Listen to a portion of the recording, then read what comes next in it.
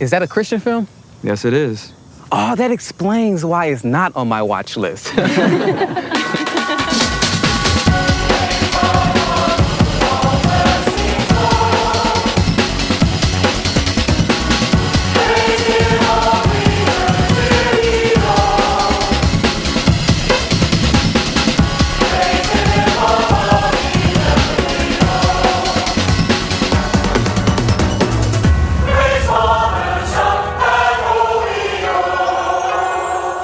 To Boys Bible Study. It's your favorite boys. We're back.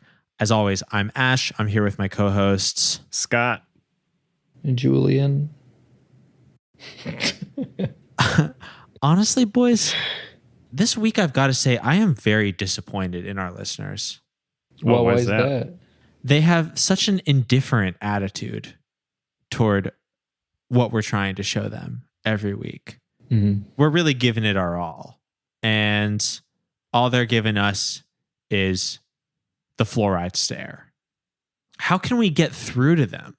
It feels like they're just listening because their parents make them.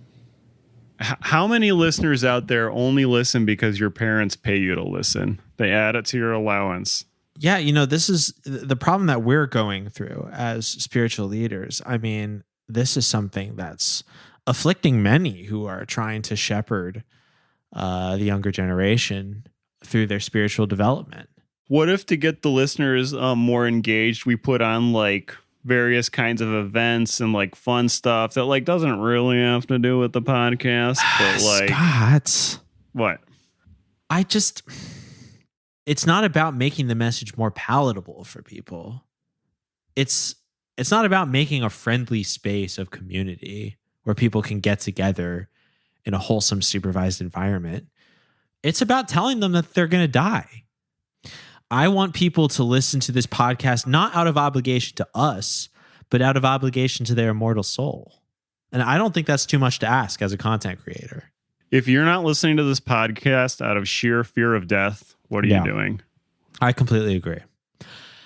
And it's from this vantage point that we explore the newest film by one of our favorites, Rich Christiano. We are slowly working our way through the Christiano brothers' entire catalog. And we just recently did Late One Night, which was a production by the other Christiano. Am I correct? Yeah, Dave. That was a Dave joint. But we're back with Rich. And we'll just say, to keep it in short, that Dave and Rich Christiano are two brothers who sometimes collaborate, sometimes work separately, often work separately, at least in different roles on a production. And they've produced some feature films in the Christian genre that are among the most famous and beloved. This is the newest effort by Rich Christiano. I've got to say, team, I am looking at his IMDb right now, and he is in post-production on a 2022 film called Mind Reader. One word. Wow. That sounds cool. That sounds really cool. It's also the R in reader is backwards. Oh my God. Julian, this movie was made for you. Is it about a mentalist? I'm going to read you the tagline right now. A prestigious magicians association is baffled by an up-and-coming mentalist, the Great Dexter, in the early 1970s. The Great Dexter in the early 1970s, who can apparently read minds. Wow. That sounds right up my alley. Not a big fan of 70s stuff. I would imagine there's going to be some part where, Slow Ride is playing as the magicians show up. Or somebody mentioned something about the gas crisis. There's no way they're getting Slow Ride in the movie. They're just going to get fucking stock footage of ukulele shit, like, 2012 style ukulele music all over again, even though it's set in the 70s. At best, we'll get some like SoundCloud dubstep. What was that one Christian like folk song from the 70s or 60s that was like about the end of days? You've Been Left Behind? Yeah. That's a banger. they could get that in the film, but I can't believe it. I mean, longtime listeners of the show might understand Julian's love of mentalists. And I honestly, until this moment, never expected to see mentalists embraced by the Christian film industry. I truly do not know how to process this information. This is I'm remarkable. in shock right now. This is very exciting. I cannot believe I've been blessed. I went to the dentist for the first time in 6 years today. Zero cavities. Don't go to the dentist. You don't have to. You don't have to. And now this. And now this. And the now Christian mentalist movie. Jesus. I wonder if he's listening to the pod, because like this is the zeitgeist, the zeitgeist. Like Christiano or God? I mean, the intersection of Christianity and mentalism. I think this is the moment right now. I mean, God is always the zeitgeist. Right. God's connecting all of it. Right. You know me. I'm always slightly ahead of the curve, so whatever I'm into is going to come into style. Absolutely. Still waiting on the tricorn hats. We got close to that. We got close to that. I still believe. Yeah. And let's see. Now that I'm just on IMDb clicking around, what's Dave got coming up next? He's in pre-production for a film called Always a Winner, 2023. A girl transfers to a Christian school for her senior year, determined to repeat as state golf champion. As she begins the quest, she is greatly affected by her golf coach and comes to learn what is really most important in life. So we have Dave, making Christian golf movies. And we have Rich, yay, making Christian mentalism movies. I'm a Rich fan. Yeah, honestly, looking at the overall body of work, I got to go Rich. Do they work together still, or are they like the Coen brothers? I don't know if they work super together. They don't talk anymore. They don't go to Thanksgiving together. They don't go have Christmas together. That seems extreme. Yeah, I hate to see that. Hey, being a Christian film titan isn't all it's cracked up to be. There's a lot of tension. I hate it when brothers fight. Apparently, once Rich Christiano got really focused on feature-length films, was like, more people will see it this way. Dave was like, is that really the mission? Or is it to make the purest cinematic experience possible? Like, sometimes it's just a 25-minute story. It's a 33-minute story. That's what you make.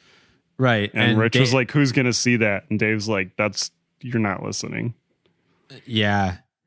And then Dave was like, I'm going to tell a 25-minute story over and over again about a community Christian theater. And I'm going to call it 7th Street Theater. And I'm going to make like 40 fucking episodes of it. And no one on the face of the earth has watched all of them. There's no way. Rich watched the first 3 minutes of the first one and was like, we're done here. Yeah. My people will get a hold of you when we can talk again.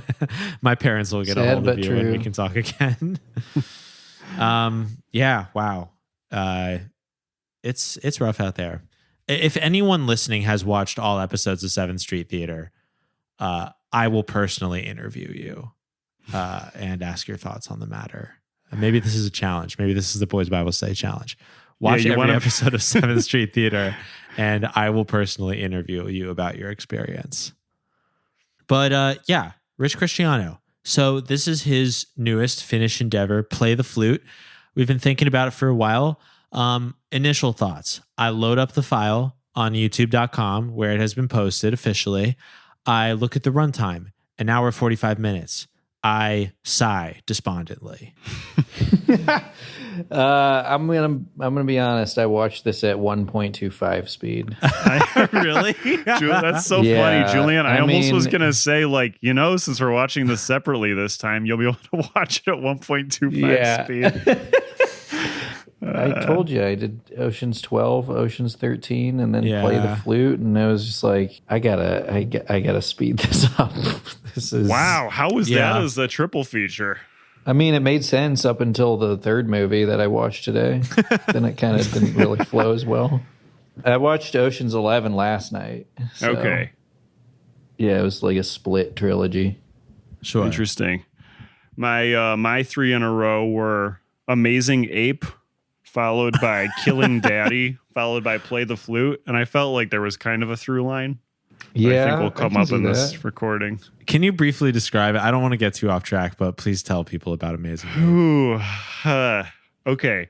So Amazing Ape is a 2017 film, maybe 2016, 2017. It's not for free on Tubi, 75 minutes long, one-time director and writer. He's made nothing else. It stars people dressed up as chimps. The makeup's pretty good. Wait, what? It's people dressed up? I didn't realize this. If it was the 70s or 80s, you'd be like, oh, this is really good. But it's still, you can tell it's people. There's it opens with I guess she's a scientist giving a demonstration to people talking about like how amazing apes are. And then a general comes in, looks kind of frustrated, waits till they finish, and then is like, you can't keep bringing in random civilians to this military base. You're not even part of the military. And she's like, Dad, breathe. Dad. And it is equally wacky from there. Basically, it turns out she ends up meeting this kid named Albert who finds out he has stage 4 cancer and he's given 3 weeks to live. Then he meets Simon the ape, her best friend, and Simon the ape becomes his best friend. And then Simon the ape teaches him that all medicine is bad and he just needs to be on a raw food diet. He gives him special honey that he digs out of a tree with a stick and puts on a leaf for him. And then his cancer's gone in like 4 days. It's fucking awesome. Wow. There's like way more than that, but just know that it's well worth the time. That's and I'm definitely going to be watching it many more times in my life. I hope to watch it with you. Oh, man. Yes, please. Well, Amazing Ape. That one is definitely, we should all be putting that on our Letterboxd watch list right now, folks. But the matter at hand, Play the Flute. I actually watched this with my mom today. By the way, guys, I spontaneously recorded a supplementary discussion with my mom. Oh, today. Nice. Wow. I had the urge to do that. So she and I talk about Play the Flute. So I'm thinking about putting that on the Patreon. Oh, yeah. That's great. So here's a little teaser. Once you hear this, our loyal Patreon subscribers will be able to hear my mom and I talk about Play the Flute. It was the first full-out Christian movie she's watched, I'm pretty sure. Oh. She's a pretty religious woman, and she does not have the urge to watch Christian films. And she had great takes on it, I thought. I really liked what she had to say. So, yeah, that was my thought process today when I was watching it. Did she say why she's willing to let Satan himself suppress the urge to watch Christian movies? That didn't come up. I did notice she was twirling her head around a lot. She was vomiting green bile a lot of the time, which was very distracting to the conversation. But no, we had as fun a time as possible watching Play the Flute. She better not have done a better job than us. She's a fourth mic candidate, I've got to say. She's a fourth mic possibility. But I've got to say, initial impressions of Play the Flute for me, it was fascinating seeing Christiano aesthetic adapted to crisp, clinical, digital cinematography. Yeah, for sure. There's a lot more give on their movies and I really don't know my camera terminology at all, but when stuff looked a little more like not so sharp, like even like Secret of Jonathan Sperry, which uses very high quality cameras and stuff, but it looks kind of more like sunny. And, this one looks like a corporate training video. Mm-hmm. Like, I don't really know the pieces of equipment that have caused that to happen, but this new type of digital camera that everyone uses, I don't know, a bit dreary for me. Yeah, I know what you mean. I thought it was acceptable, though. I kind of felt like just the setting was sort of sterile, which is like realistic. Like a lot of times when you are in like a youth group space, it just kind of like the best space size wise that you can get. Right. The youth group area that they were often in was believable to me. And the lighting is not great in that type of room. That is true when you put it like that. I mean, the youth group room was very believable. And the interiors of some of the different houses of the parents and kids that we meet. Were you guys ever in a youth group where the kids were as unenthusiastic about this stuff as they were in this movie? Yes, but not vocally like that in a public manner. Yeah. Yeah, that's interesting. I was thinking about that too while watching. It was like, I mean, definitely, kids, even kids who are involved in the church, like no one wants to go to school. But at the same time, it was pretty funny that they were all being like, why are you holding us prisoner, Daddy-O? In a youth group that was not required for them to be at. Right. And one of them's like, anybody want to read the Bible here? And everybody's like, no. Except for Natalie, of course. Pure-hearted Natalie. I still don't want to read the Bible. How about you guys? Anyone want to read the Bible?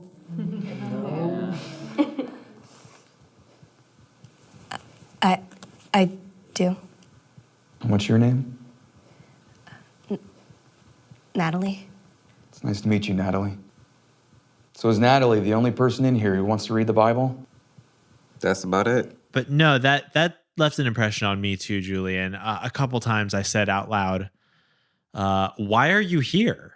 Yeah, I mean, they said a little bit like, oh, some kids, their parents make them do it, but it just seemed like, couldn't you just go do something else? Like, couldn't you ask your parents to go do something else? I guess if your parents wanted you to be Christian, or religious, then I don't know. Can they sign up for like a soccer team or something? Yeah. What do you think about that, Scott? Like, I did go to youth group a little bit when I was a kid, but my church was very small, so there was only like 5 other high school students my age. So it's like we did some stuff, but it wasn't like a real social scene, Right on. What was your experience? I had like 2 different experiences because we moved across to the other side of from the east side of Cleveland to the west side of Cleveland when I was a teen.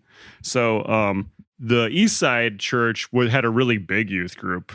And I would also like go to play pickup basketball at our youth group space. So I definitely was there regularly. And when you have like enough teens around, then it's kind of like, if you're not making it fun, what are you doing? You're like doing a bad job, basically. So, and then the other one I went to was much smaller than that. And it did, like, the big one was big enough that like, if you don't want to go to it, like, why, you could definitely get away with that. But the other one, definitely probably half the kids, their parents were making them go. Sure. But people weren't like public about that. You would have to like actually be friends with someone for them to be like, you want to smoke cigarettes instead? So Right. Yeah. No, all the kids in this youth group were very oppositionally defiant. They were very oppositional. Yeah, all of them but one, just Natalie. She was the only one who takes it seriously. And there were like 20 people in the youth group. We only meet like 6 of them. Were there like 14 people in the youth group at the beginning of the movie, and then there were like 4 people by the end? Yeah. Yeah, basically. Well, not everybody can have a speaking part, It costs money. Yeah, that's true. You think they follow union rules on this? Well, Clint Howard's in it. Well, there were actually a couple stars in this film. And, watching with my mom actually helped me to appreciate some of the star power. So we have Clint Howard, of course, extraordinary character actor. Playing the role of, God, what's her name? Natalie? Yes. Playing the role of Natalie's aunt is Loretta Swit. Are you familiar with her?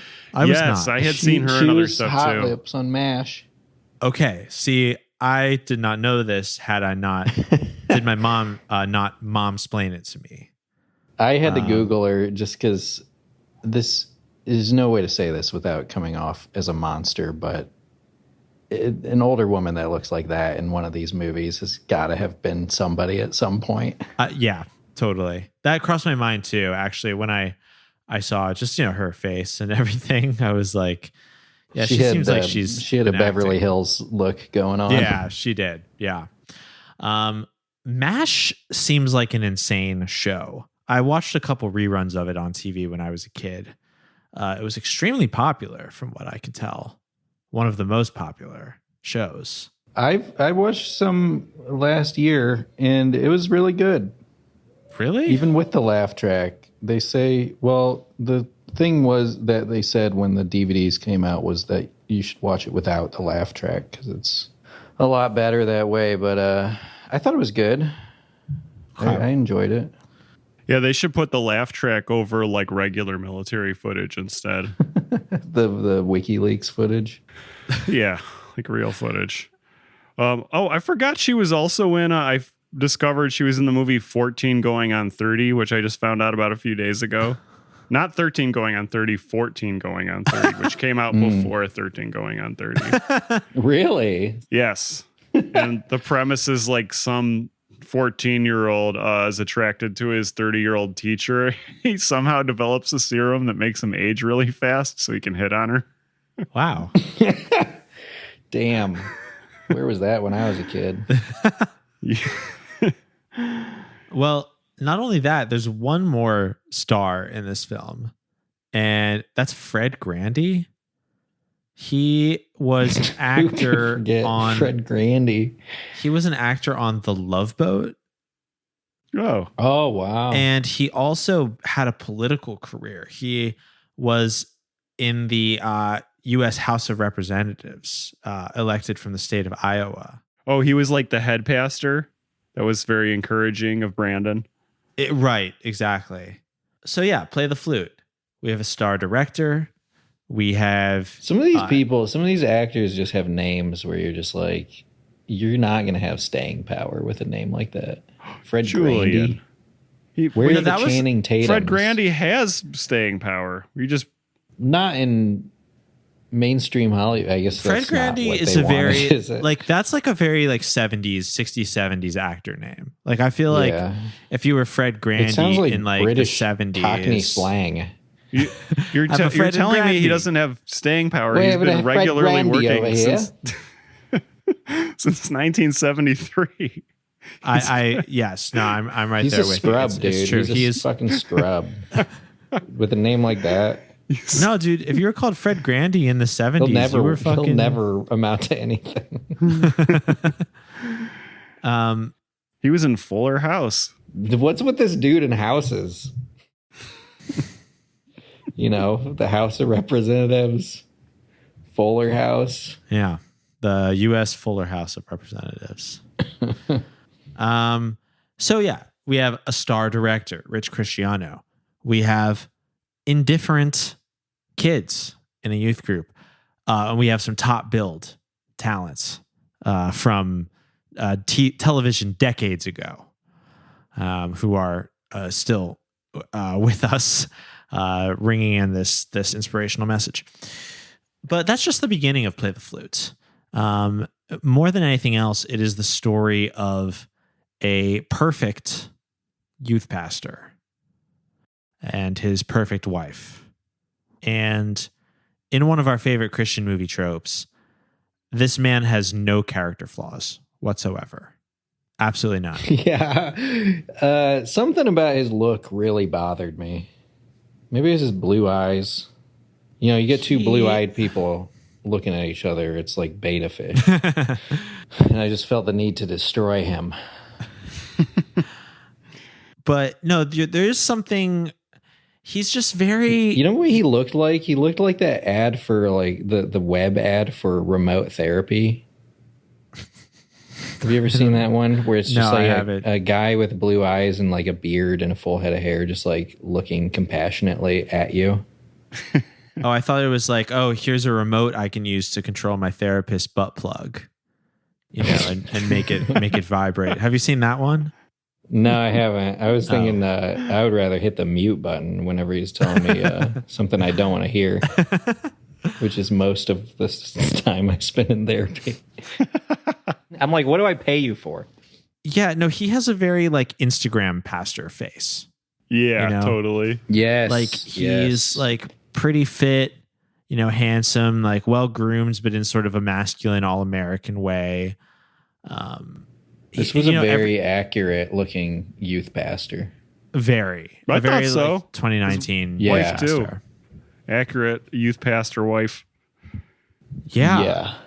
She was, blonde, also blue-eyed, I'm pretty sure. They just were fully supportive of each other, always backing each other up. They both lived in a nice house working. They basically both worked his job. Mm-hmm. So I can only imagine that as a youth pastor, he pulls in like $250,000 a year. Right. Yeah. Look at the shoes, man. Look at the shoes. You know what though? My west side of Cleveland youth pastor was like that too. Him and his wife were both at like anything that was like a slightly bigger event. Like they were both there, like actively working. I'm trying to think if she was at most of our like youth group Bible studies too. I think so. So do they get paid twice? I don't think so. Do youth pastors get paid? Yeah. Yeah, for sure. Okay. If the Well, church hires double them. income, no kids. Double income, lots of kids. They had such a nice house. I'm surprised I didn't see freaking Fred Grum or whatever his name was looking in the window, licking his lips. Fred Grandy. Fred Grandy.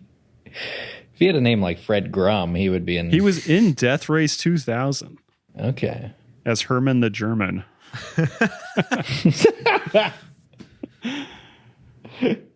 All right, I like Fred Grandy now. Yeah, Fred Grandy kicks ass. He was in the Mary Tyler Moore Show. Okay. Really? I love that show.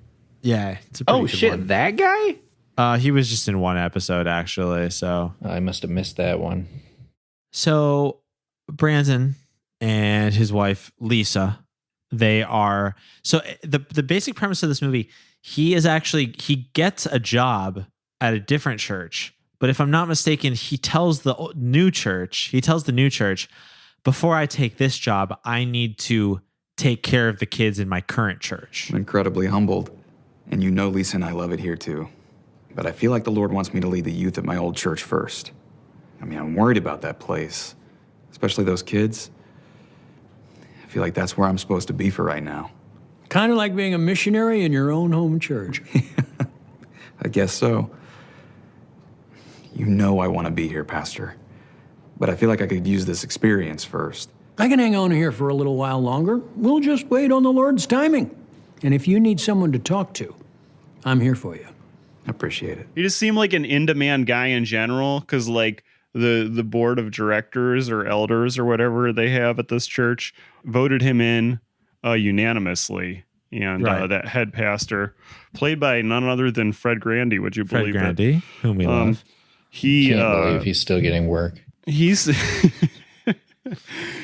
is like seems pretty stoked about it and is like, oh no, we fully believe in you. And anytime they meet together, he's like, look, I'm not really listening to you. All I know is that you're doing the best job possible. On his first day working with these kids, he is shocked at their level of indifference. And he is determined to change their course. Basically, he accomplishes this by telling them different stories. What was the first story he told? Did he tell a story to begin with? What was that one? That was actually when I was watching the movie, and I don't even remember. I remember the parts where I wasn't paying attention. This is an opening story to win these kids over. He was like, when I was a kid, I was really good at baseball, at the fielding part, but not that good at hitting. And then the coach said, use this bat. And he was like, oh, but the bat's ugly. And like, I don't know how ugly a bat could look that you don't want to use it. But apparently it was one of those. And he said it was a homemade bat. And it immediately made him a much better hitter. And he would tell his teammates, like, y'all got to use this bat. It makes me a better hitter. And they're like, that bat? But that bat looks different than the normal bats, or I guess. I can't. I wish they had shown a picture or something because it was like hard for me to wrap my brain around. Also, they never explained what about the bat was different. He was just like, well, listen, he gave me an old bat, and when I used it, I'm telling you, I was better at baseball. Yeah. And I guess what he was trying to say with that is that the Bible is the old bat. You don't want to read it. It's old, but it makes you a better person. For a guy who is like the hottest, most in-demand youth pastor in whatever part of the country this guy cannot tell a story to save his life. Very and tie bad it at into telling what stories. he's like trying to talk about. That is actually something I noticed because skipping around a little bit, but when he does get to his story that inspired the title of this movie, when he gets into the play the flute story, that story, it's supposed to be like one of the emotional like climaxes of the film. It's like he tries to return a shirt that his wife bought back to the store. Oh, that was so funny. He's turned down and because she can't change the terms of the sale. Because it's from the clearance rack. Everybody knows you can't return from clearance. Rack. No.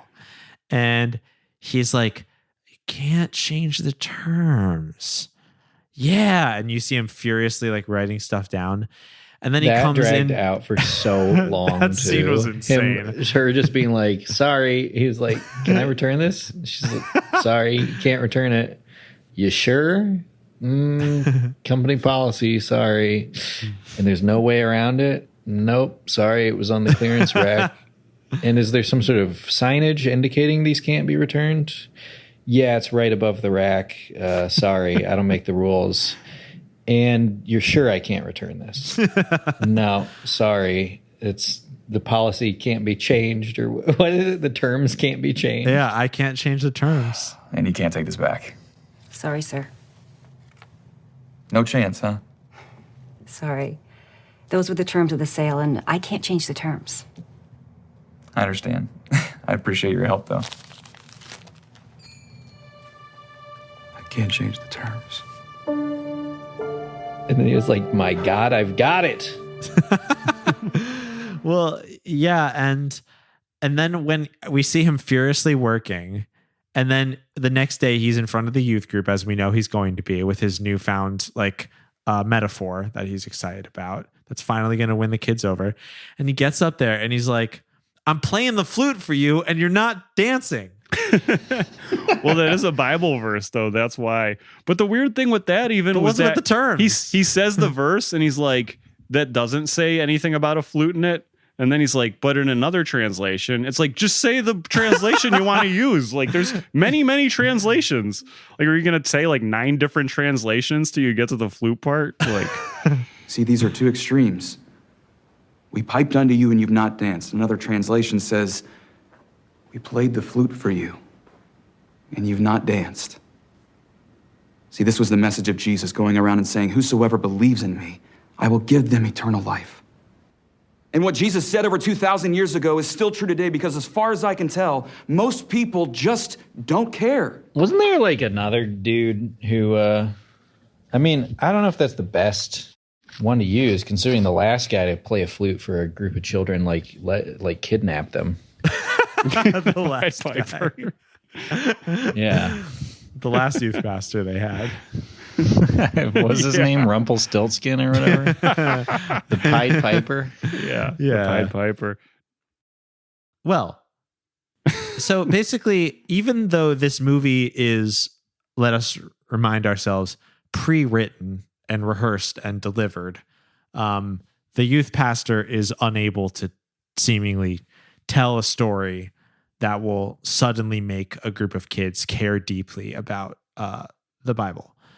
So what does Rich Christiano do? I can't believe there's not just 1 2-minute story you can tell kids to make them all interested in reading the Bible. Yes. You'd think it'd be simple. So let's say you're a prolific writer-director and you are, I'm just going to put this out there. Let's say you're out of ideas. What's maybe something that you could do to get an idea for your movie? You could watch other people's movies or read books. You could go for a walk to get ideas for movies. Yeah, those are all great. Scenes. I'm right there with you, Julian. I think those are some very good pray strategies. You could pray on it. Pray on it, yeah. Read the Bible. Maybe take a break from filmmaking for a little bit. Let the creative juices replenish. Yeah, sure. Go to a cemetery. Remember that everybody dies. Yeah. Oh, yeah. So what Rich does in Play the Flute is a new level of cinema, of Christian cinema, that we've not quite seen before. I also think, again, that he listens to the pod because I'm pretty sure he did this just for us. This pastor, in trying to find ideas to motivate his youth group, he takes the kids to the cemetery and he gathers them around and he says, have you ever seen the movie The Secrets of Jonathan Sperry? You guys ever see a movie called The Secrets of Jonathan Sperry? Never heard of it. I have. Wait, is that a Christian film? Yes, it is. Oh, that explains why it's not on my watch list. I really liked it.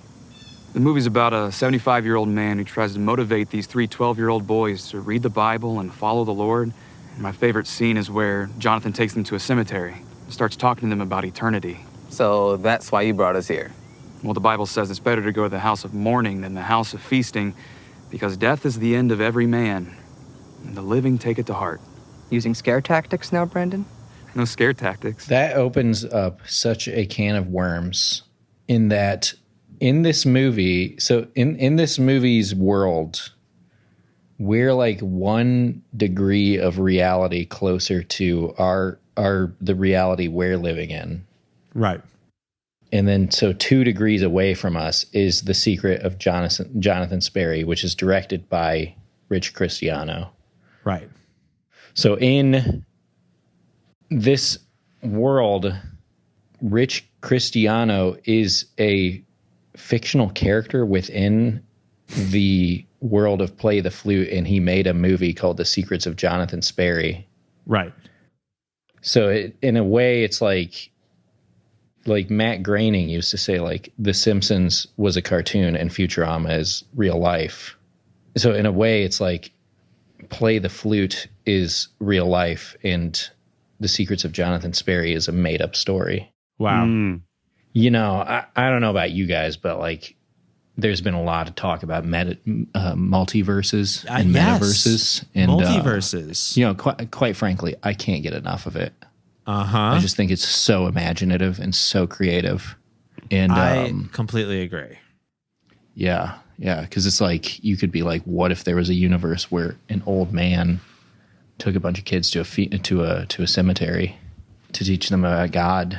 Why didn't he just show them The Secrets of Jonathan Sperry? That's a good question. And he did. I thought he was going to just recreate the scene. So from The Secrets of Jonathan Sperry.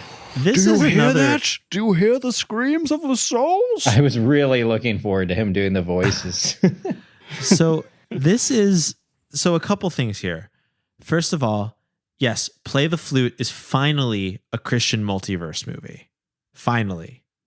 The Boys Bible Study Multiverse of Madness has opened right now in this film Play the Flute, where Rich Christiano directly references one of his previous films by literally having a character say, have you seen The Secrets of Jonathan Sperry? And all the kids go, no. And the one good girl says, I have. It's a great movie. So he has invoked, he's sort of, it's kind of like in Southland Tales when both Sean William Scott's characters shake hands, and which causes the destruction of the universe. I think he maybe checked the QuickBooks and saw that he needed to sell like 50 more copies of The Secrets of Jonathan Sperry to break even.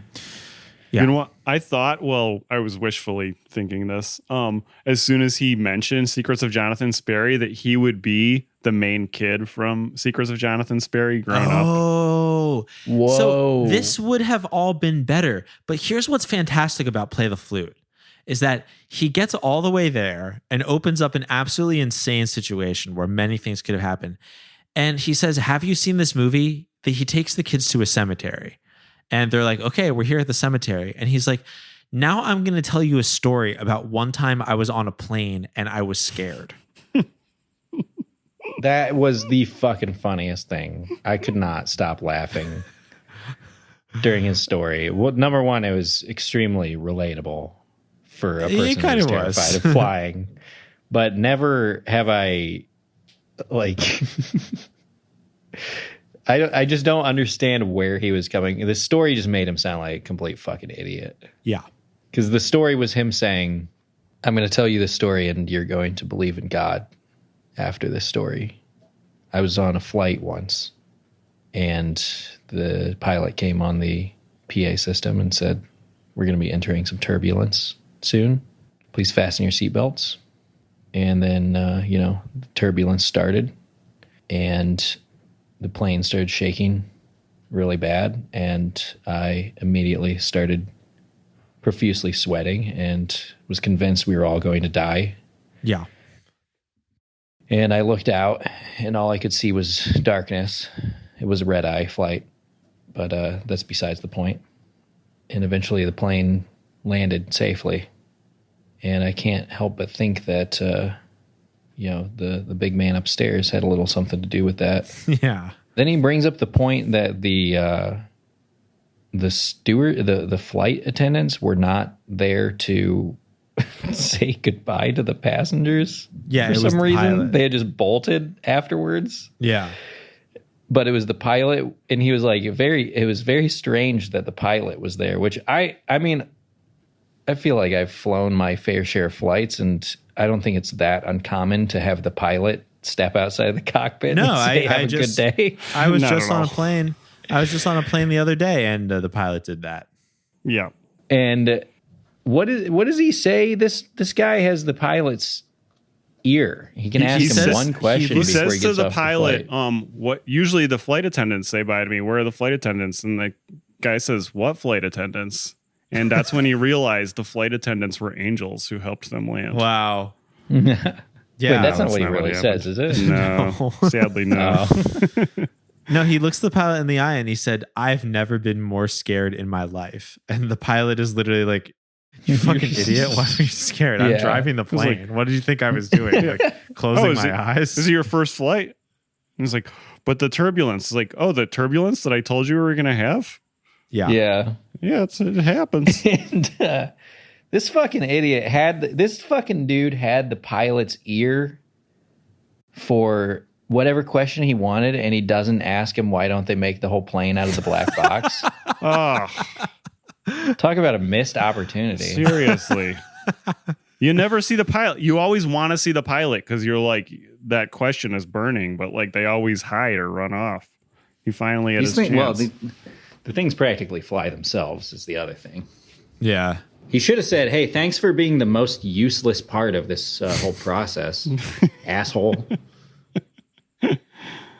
Well, so this bizarre attempt to enter a Christian multiverse of madness quite honestly falls flat on its face.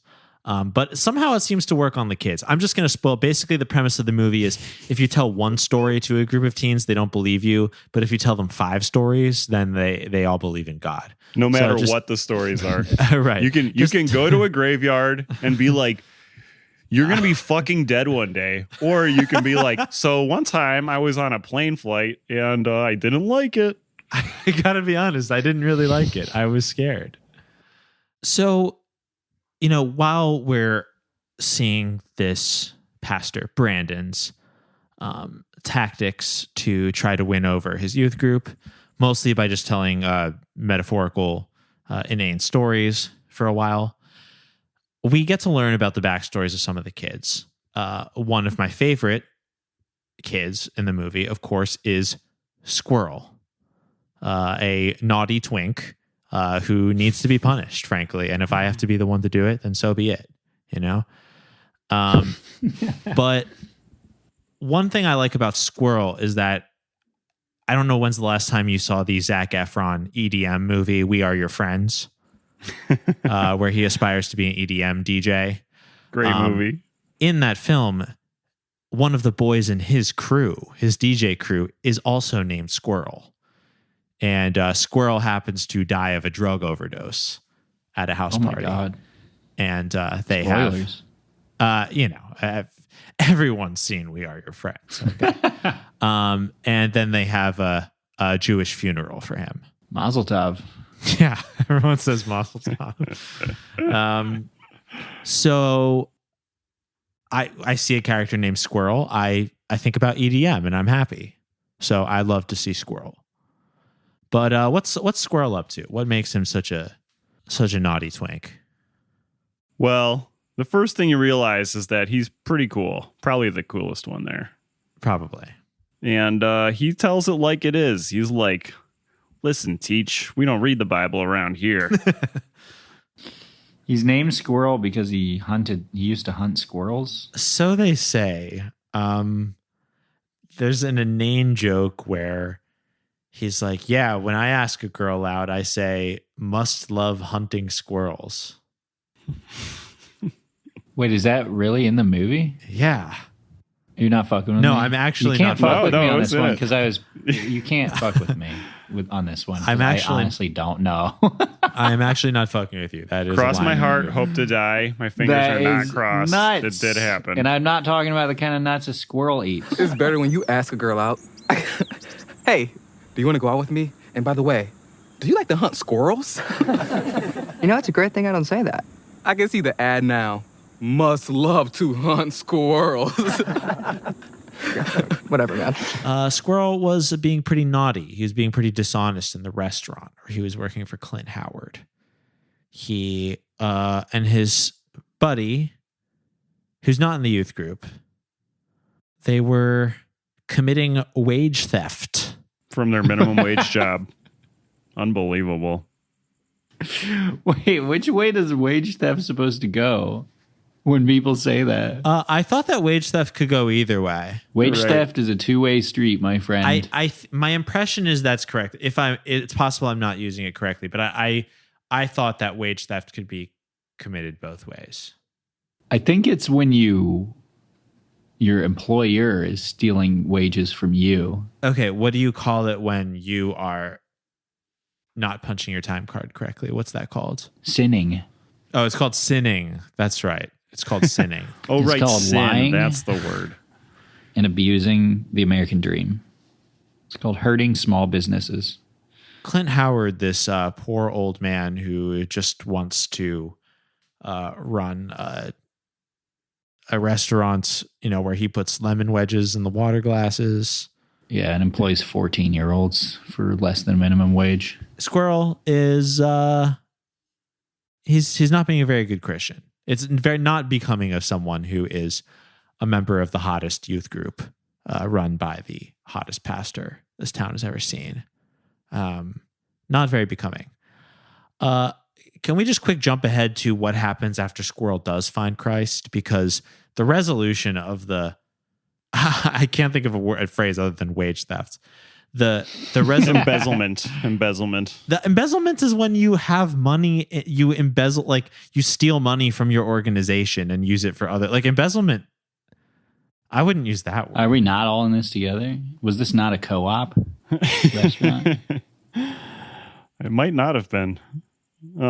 Yeah, you're right. But embezzlement's not the right word. Sinning. We'll just go back to sinning. Yeah. Yeah. So when He he's was sinning. and cheating on his punch card.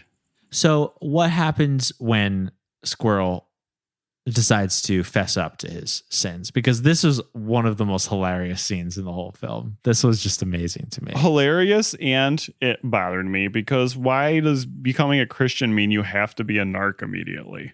Right. Because that's what he does. He's immediately like, I'm definitely turning in myself and you, my friend, because it's the right thing to do. And his friend's like, what? Why would you do that? Don't turn me in. He's like, well, I'm going to. So if you want to be there with me yourself, you should be. Otherwise, I'll be taking your paycheck. And he pulls it out of his hand and is like, and I'll be returning these to our boss, who we stole from. And it should cover everything we took. We need to give him our checks to cover what we stole. No way, I need this. Donnie, I'm telling him what we both did, and I'm giving him my check, so you need to do the same. Forget it, man. You're gonna be fired for sure if you don't, because I'm telling him. Look, I'll do the best that I can to cover for you, because it was my idea, but I need your check. Man, ever since you got on that Bible stuff, you're different, man. This dude wasn't playing the flute. He was freaking playing himself. Wow. That's powerful. He was playing himself and his money was dancing right out of his pocket. That was just an amazing scene. Like the look of horror on his friend's face when he was like, why would you do that? Yeah. Wasn't it like his idea? Wasn't it Squirrel's idea as well? Yes. Yeah. Yeah. So it was Squirrel's idea. And then he comes clean and he's like, you know what? I'm going to get you fired from this job. And that's just what he did. It is. So pretty amazing. Clint Howard is mad, but then he, commends Squirrel for telling the truth after he wronged him. I don't know what happens after that, but doesn't really matter. Well, next up was all the Shannon stuff going down, because we definitely got to mention Shannon. Yeah, I think we should jump right to that story. She's like the whole movie. She's like the Jezebel character, just like the bad girl teen who's like, she's just bad and she takes advantage of her parents, and her parents literally pay her extra money so that she goes to youth group. Yeah. And her quote unquote best friend, her best friend's mom is always like, please don't hang out with Shannon. And she's like, well, guess what? I'm hanging out with Shannon. And she's just no good. And she really reminded me of the lead character in Killing Daddy, the movie that I watched before this movie, who was also like immediately like, I'm bad and there's nothing you can do about it. Yeah. As a Lifetime movie. Yeah. For, a supposedly Christian movie, and this seems to be a recurring theme, there are often children that are just depicted as like pure evil, without any context as to why they might be acting like this. Yes. And the blame like rests solely upon the child for like making their own moral decisions in a vacuum. Yes. Yeah. And they use the briefest of moments to show that like her mom is doing the best she can. It's certainly not her fault. Yeah. One of those movies. Yeah. And there is no character resolution or catharsis to her story either, which we'll explain in a moment. Not at all. But it's worth noting that, once her story is all said and done, she doesn't learn. She is merely a vehicle of chaos and evil. You do not play the flute. You do not collect $200. Your flute allowance this month is being cut. That's why we need to talk about Shannon. We do need to talk about Shannon. And so I'm going to set this up by saying that, Shannon, while the other kids are getting, they're dancing along to Brandon's flute playing, Shannon just cannot be won over. And she seems to take particular umbrage with his wife, Lisa. Lisa asked Shannon to do things like include Natalie, the very Christian girl with a stutter who is treated as if she were a loser by the other kids. They're really mean to her. They're so mean to Natalie. This was, I don't know, man. Sometimes kids can be cruel. I'm not gonna live in denial of that, but like mean children as written by adults are just like cartoonishly evil. Yeah. So Shannon, it's hinted at as the movie goes on that she's going to do something about it. She gathers the kids together. She says, we need to get rid of Brandon. It's also hinted that she's maybe jealous of Lisa. It's never really explicitly said, but we just get little clues. Finally, after youth group one day, Brandon dismisses everyone, and Lisa is not there that day because she is sick, which the movie points out to us as if to say, pay attention to this. Shannon lingers for a minute in the room and apologizes to Brandon for not being very enthusiastic. They share what seems to be a sincere moment. she leaves, and all hell breaks loose. Yes. I believe the next day, Brandon is called into the... Who is this guy, by the way? Pastor? Oh, yeah. Pastor? He just shows up at this point. That's weird because I was expecting that other main pastor played by none other than Fred Grandy. Fred Grandy, whom we love. The Fred Grandy? Yeah, he's in this movie. Oh, my God. I love him. Yeah. Yeah. Herman the German from Death Race 2000. Everybody's very familiar. Right. I remember him mostly from the Mary Tyler Moore Show. Interesting. Yeah, so a guy who's not Fred Grandy but seems to have also a position of power at the church calls Brandon into his office and tells him, you talked to Shannon. Were there any witnesses? And he's like, hey, what's going on here? And the guy says, Shannon says you made a pass at her in the hallway. You sick fuck. Yeah. Give me your badge and your gun. We're going to ship you off to another a church one township over. Yeah. You will still be fully paid, but we will be suspending you for a month and then back as you were. Yeah. Yeah. And so ripped from the headlines, because, we've all been hearing a lot about #MeToo these days. And this film was made in 2019. And a student, in the case of this particular story, a student unambiguously lies that she was sexually harassed or propositioned by an authority figure. Also, funnily enough, every single kid is like, she is lying. This is an injustice. We are going to confront her and make her admit her lies. Yeah. Also, none of them were there for this. I mean, we get the privilege of seeing this interaction as it plays out in the reality of the film. So we know that she is, in fact, playing lying. the flute her own way. Yeah. We, as viewers, get the privilege of seeing the interaction. So we know that it is, in fact, alternative fact that this thing happened. But the children don't know that. In fact, she never even admits it when they corner her and try to get her to confess. She kind of does. They're just all so convinced that she's making it up from the get-go, which is such a powerful and righteous message that we need nowadays, especially within church religious institutions. Mm-hmm. Yeah, she sort of, when they corner her, she does say yeah, I did all of you a favor. Stop saying that. Don't you get it, stupid? I did you a favor. I did all of us a favor. Gotcha. Uh-oh. What? We knew you'd admit it. We just had to push the right buttons. I didn't mean to say that. How do you feel? I didn't mean to say that. Confession is good for the soul. No, he really did make a pass at me. The charade's over, Shannon.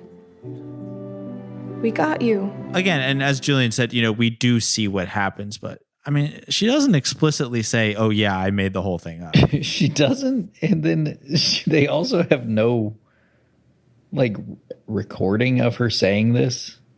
True. Or anything to Yeah, it never does anything. Yeah. It doesn't bring him back to his position. There's no hearing.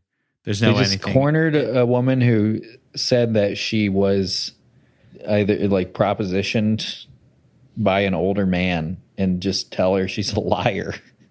Yeah. It was weird that she self-published that book called If I Did It, though. Yeah. Details. I've got to say, how a she bit would of a red pastor. herring. Yeah. Bit of a red herring. It's not a good look. I would fire my PR person. Right. But yeah, I can't imagine that is, a message that should be in a movie that is directed towards children between the ages of, 12 to 17 who are going to youth groups or any sort of hierarchical institution. Yeah. Or just living life life in general, I feel like maybe this isn't the best message. Maybe it's a message that's being put out by people who have a vested interest in, painting all accusers as liars. I wonder if there's maybe something going on there. The fact that this was written and directed by a man in his probably 50s or 60s who works in the church. He probably has some friends who, maybe I'm guessing if you're involved in the church as long as the Christiano brothers have, you've probably encountered a few, Pastor Weinsteins. It could be. In your day. Who, were very nice people to you, and I'm sure that the people who accused them of stuff have you guys also, been... what the fuck? Why do you even fucking need to get her to lie? Like, it's not like people actually get fucking punished for doing this shit. You literally just go to a different town. You go around the corner to the other church. Yeah, but in this case... if we're looking at it from the purest way possible, in this case, he just got through to these kids that he's really passionate about changing the hearts and minds of for the good. Yeah. So it's a bummer to have to leave because somebody's lying about you. Yeah. But yeah, I mean, in this film, which again was completely written and fictional from the mind of one man, Rich Christiano. Now, obviously, the story of one film doesn't speak for the stories of every single person. That being said, why make this in the movie? Why is this a story that this pastor had to go through? That's a good point. What did it have to do with his mission of uplifting the youth of a youth group? You might try your best, and maybe one hussy will accuse you of sexual assault. But then you go to a different church. Mm-hmm. And because they did that, I can't help but imagine, like, what if he did make a pass at her in that moment, and then, like, she's the pariah that nobody believes, and, like, there's been this precedent of her being, like, kind of a dick who doesn't want to be there, but like it really happened, and then, like, she has to be in, like, this impossible situation. That would make this like a really good movie. Yeah, it'd be an interesting. It's almost as if there needs to be, like, moral gray area for there to be some sort of compelling story. Yeah. I mean, we know he would never do this because he is a Bob Revere character who makes it very clear to the head pastor, like, how pure of heart he is at the very beginning of the movie. So exactly. He's a Bob Revere character. She's a Jezebel character. This is very well-worn archetypes that we're accustomed to at this point. And when put together in this type of environment, I mean, there's only one person we should believe, and that's the man who we just know there's, like, he literally does not a single thing wrong. The worst thing he did was tell his stories in the wrong order. And he asked too many times about returning his wife's shirt. He asked way too many questions. He was being a little pushy. Oh, also, to try to win over the class, the first thing he does is pick out the one black kid in the class and say, "I'm going to race you. I dare you to race me." If you lose, you have to wash my car. I didn't even think about that. That was fantastic. Yeah, I noticed that at the very end when they were like, "We have a present for you," and he's like, "This is the best gift I've ever gotten," and it was like a black child washing his car.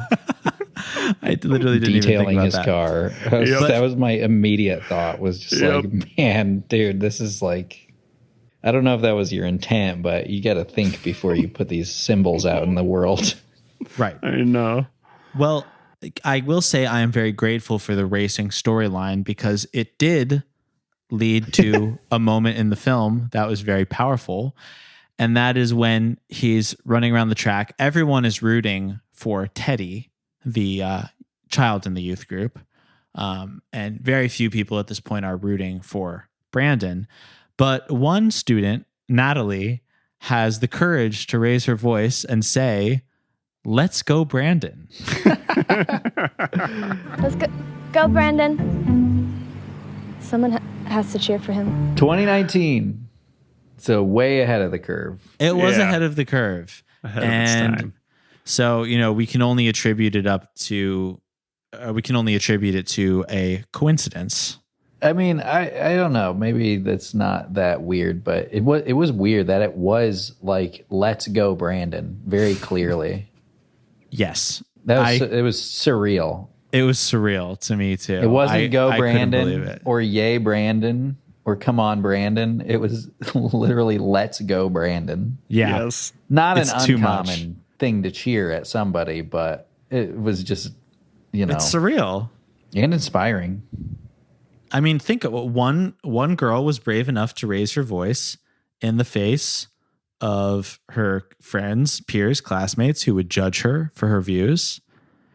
And she said loudly and proudly, "Let's go, Brandon." Beautiful. Natalie always standing up for what she really believes in. Yes. Was it just me, or was her like stutter also not really like that bad? Oh, yeah. It seemed like she was just like stammering or just like having a little trouble reading. Yeah. Like she was like, my stutter is just so bad. All the kids. That seemed also like a little bit of disingenuous filmmaking. Well, They also made it clear that the students were constantly doing a fake stutter in her face. Yeah. Like probably like more than was necessary for the point of the movie. Right.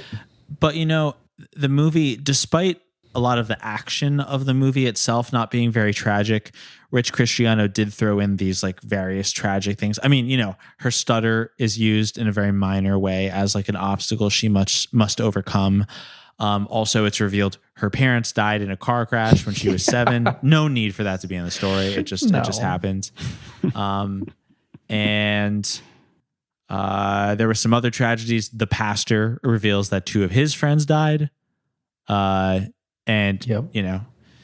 Again, for no reason. It's just a story he told. And he's like, "Hey, my friends died, okay?" She's trying to like guilt trip them into... Yeah. His ways of getting them to believe in God were to be... It was to say, I am slower than you. Yeah. I am more scared than you. And I am more sadder than you. And so you need to believe in God. I am a pathetic little worm. She's like showing my soft belly to you. Yeah, if you could please step on me. Please step on me. You know what? I'm just going to remove the bottom pipe from this toilet, and I'm just going to put my head under there. And if all of you want to take turns pissing in it, that's just fine by me. Whatever will help you believe in God. I'll tell you what this message means in an hour. Yeah. He let you piss all over him because that's how much he believes in the message. So, speaking of tragedy, at the very end of this movie, I actually sort of forgot that the beginning of the movie was framed this way too. I maybe should have been a more attentive film goer, but I honestly completely forgot that it was set up as someone saying, a good Christian friend of mine died this morning. I'm going to tell you about him. Completely forgot about that. I fucking knew it was going to be him. Like before they even introduced him, I was like, really? If they're not showing this dude's face who is talking, it is going to be one of the kids from the youth group. I actually did not put that together at all. So I was quite surprised when the camera zooms out to see a now cleaned up Squirrel there on the pulpit. And he's saying they that tried to age him up. It was so funny. Yeah. And he was saying, "My good Christian friend Brandon, let's go to all the way to the great beyond." He apparently just for no reason, after being accused of sexually assault and leaving churches and, inspiring everyone along the way, just got stage 4 cancer and died. And now Squirrel is a youth pastor. After college, I got a job, moved away. But I always kept in touch with Brandon. I made sure of that. And then 6 months ago, I got a phone call saying that Brandon had stage 4 cancer. And this morning, he went home to be with the Lord. And you know what? You know what killed me about that was having just seen the amazing Ape and learning that a boy who was given 3 weeks to live with stage 4 bone cancer, all he had to do was start a raw diet and switch to organic deodorant. Any kind of organic deodorant, just has to be organic. It cured it in a few days. So I couldn't help but think it's just, sad, you know. I wish that Brandon had learned about that. I wish he had met his Simon. I guess it wasn't Squirrel. You know, it's one thing to meet a human named Squirrel. It's another thing to meet a chimpanzee named Simon. Mm-hmm. And you can trust a monkey doctor because they don't believe in evolution. Right. Right. Because, I mean, honestly, though, think about it. Maybe that proves evolution because we should be seeing, you know, more monkey doctors. If men evolved from monkeys, then why aren't there more most valuable primates and amazing apes? Where's Dr. Zayas when you need him? Totally. You know, and thinking about this now for obvious reasons, and I don't want to get too off track and into the Amazing Ape movie, except that I do. And in Amazing Ape, the way that Simon's able to finally free himself is he literally takes a marker and writes "free man" on a whiteboard. No. And then a black police officer immediately puts down the handcuffs and stands between the other guys with guns and Simon. Wait, where am I going with this? Oh yeah. So anyway, learning that like these apes could feel so much, I couldn't help but think is the right thing to do, like to teach chimpanzees about Christ and try to get them to save their eternal souls. Yes. Scott, this is the next phase of your life. Evangelizing the chimps. You need to be the evangelizing Jane Goodall of you need to tell as many apes about Jesus as you possibly can. Coco, right. Do you accept Jesus Christ as your Lord and Savior? And Coco's like on her deathbed. And Coco's like water, fire, cat, fun. And I'm gonna take that as a yes, Coco. That's one down. You just have to teach them. We should remake Congo and have it be about like missionaries. Whoa, that's a great idea. Oh fuck! Written by Michael Christian. You know, a funny part that I liked was when they go on the retreats. And so basically what I learned from watching this movie is if you're a youth pastor, your wife has to be always present with you so you don't accidentally do a sexual assault, except for when you and your wife each take, you split the youth group by gender and take the your corresponding gendered students to picnic tables on the opposite side of a park and talk to them about not having sex. Yes. I have to say, I went to a retreat camping thing where exactly this happened. Totally. That's real. Yeah. And you've never had sex. And I've never had sex. And I think that's beautiful. Oh, remember the white flag he gave everybody? That was at the retreat, right? That was bizarre. That was so funny. That was a new one to me. I love when these movies try to... I don't know if this is like a thing that already existed somewhere that he saw, but it felt like a thing where they were like, you know, we want to do the new Elf on a Shelf or whatever. You know, there's always those things now where people are just trying to like create a thing for people to like start doing that that someday they can be like, you know, if this really takes off, we can sell little white flag kits. I didn't understand what the fuck was the point of that. You keep it in your bedroom and then you put it up when you need help. But I think it's when you surrender to Christ, you put it up. Oh, you put it up. So theoretically, once you do that, it's always up. I surrender, Christ. But until call you off make your the decision, dogs, I surrender. Until that happens, you leave it prominently displayed in your bedroom. Jesus is outside your house, fucking shooting Roman candles into your window. I surrender. One thing I did want to mention quick. You know, a big lesson from this movie, a big takeaway is that, which is very common in the Christiano films, is that he doesn't want you to go easy on people with the word. Like Rich Christiano, and this is true of the Secrets of Jonathan Sperry as well. Like, you need to tell kids they're going to hell. And if you're having a youth group, don't just do fun activities. Don't just do crafts or games or events. Like, it has to be about the word. Like, multiple times in the film, he's like, well, maybe you could do more events. And he's like, I'm not doing that. that takes work.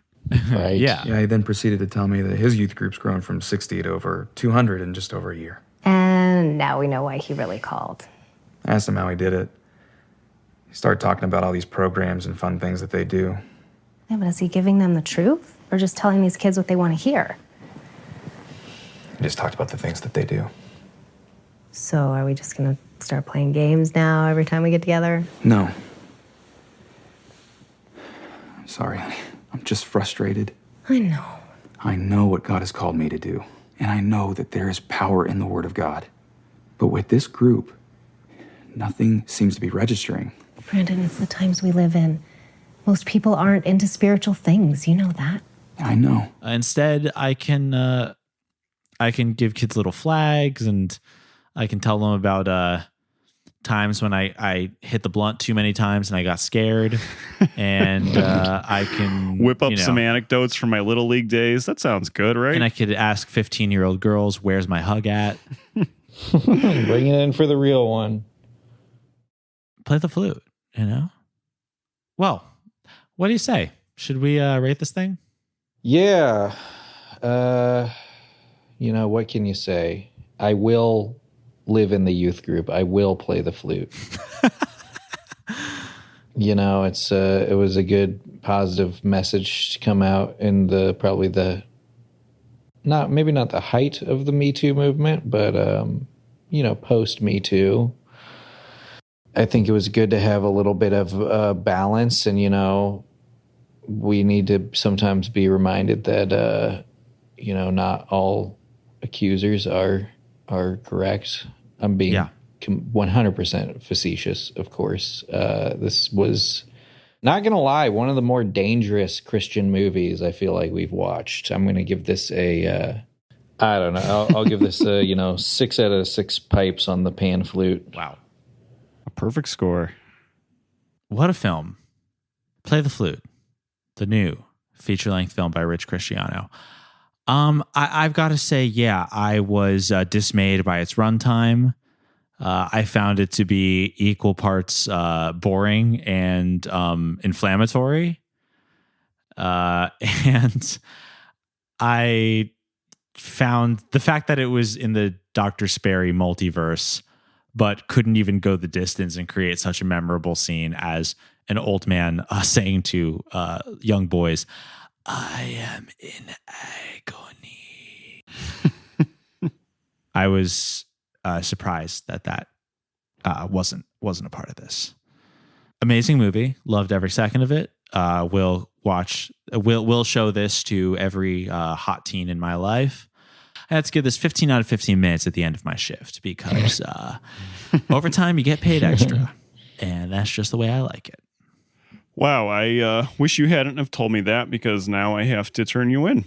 Oh. It's nothing against Ouch. you. That's just what I do. I'm a narc for the Lord.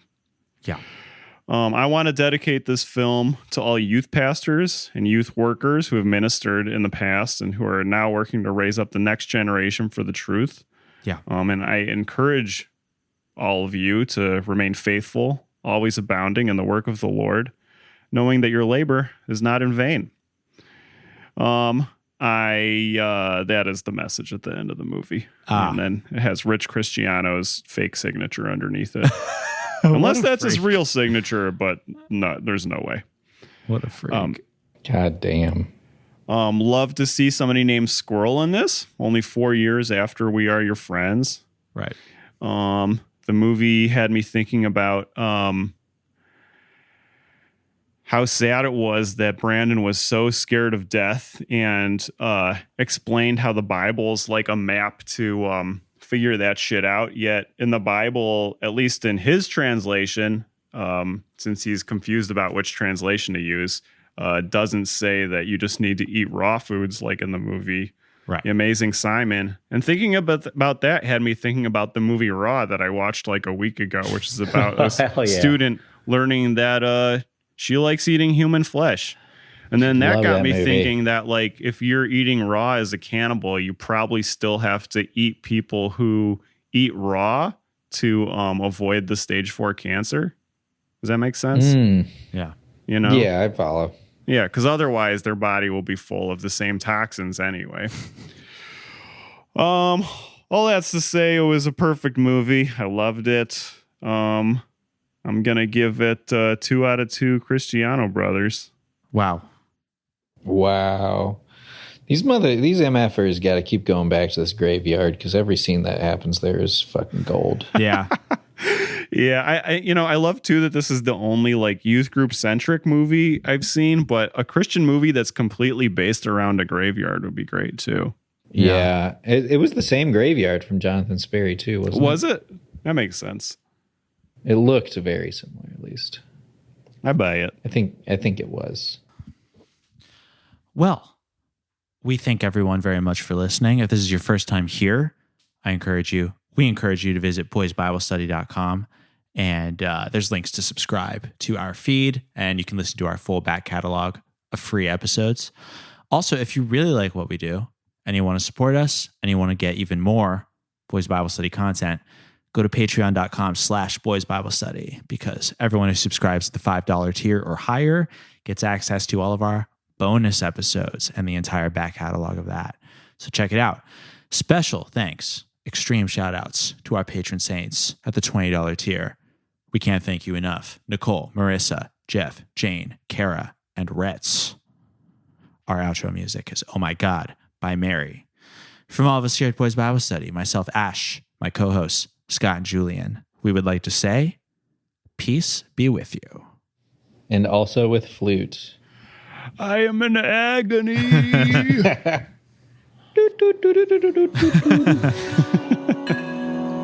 Forgive me, Father, for I have sinned. I feel your love in me, it's coming from within. Oh my God, my devotion is so unwavering. Divine emotions when you enter me. Every day